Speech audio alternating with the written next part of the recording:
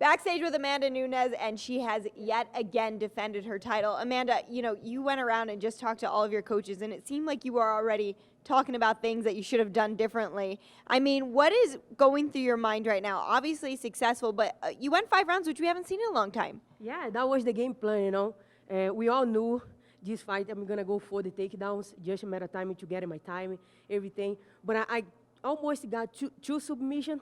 But I did a couple mistakes, and I have to fix that because was like just a little bit of the technique was a little bit off, and then I'll be able to finish it, but next time I will finish it. Well, that's why you're a perfectionist, obviously, already working on this. In terms of the stand-up, Amanda, how did you feel with her in there? Honestly, I was a little bit off tonight, but, I'm the champion. I always have plan E, A, B, C, When some things go wrong in the first plan, we always have a second plan. That was tonight. I know was very well in the strike. I know getting my timing very well, and I decided to take this fight down. And then was my game plan the whole time. But I also, in the beginning, I saw a couple holes, but I not be able to capitalize very well. And I decided to go to the takedowns. Was pretty much everything that I work on my whole camp, and tonight I was very happy to be able to put in. Yeah, absolutely. I mean, in terms of the submissions, you had a couple of attempts. She had an attempt on you, which surprised a lot of people. I mean, what was going through your mind at that point? Because that's not a position, Amanda, we ever really see you in. Yeah, definitely. We train everything in the gym, especially when we in bad position, and we have to, put the blood out there to get out and then not give up. That was the big things tonight, not give up in any position. When she surprised me with that, I was ready to think about get out, and I did it. When I was talking to Mike Brown backstage, and I asked him, I was like, is Jermaine Randamie one of the toughest opponents Amanda has faced? And, she might have not had the name recognition of some of your last couple of opponents, but where do you feel like she stacks in there against the Cyborgs and the Holly Holmes of the world?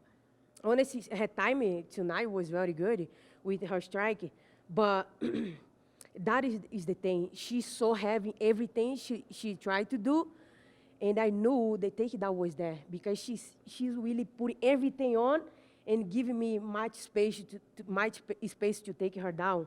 And I watched her last fight, and we trained for that. When she tried to land that big punches, it's the timing that I get it for the takedowns. She grew a lot. Actually, tonight, she surprised me a lot of things. Her timing was very good. She was more focusing. She not was, concerned about anything. I think that was a huge mistake coming from her and giving me much room to do everything that I want. Yeah, and ultimately, you were able to get it done. Amanda, I know it's hard for you. You own 2 belts in 2 divisions. I mean, everybody always asks you as soon as you're done here, and it's part of my job, but it's hard. What's next? What challenge do you foresee could be one where you're like, okay, yes, that's the right one for me? Honestly, this weight this time it was pretty hard in my body, I don't know why I always do everything right with my diet. I don't know if I'm getting old. The weight holding more, but I really have a hard time this time. And I fell inside the cage, I felt very slow. Mine was because the weight cut was pretty tough for me. But I want to go up, Next, I want to defend my title 145, take a little break, giving my body a rest. I feel like I deserve.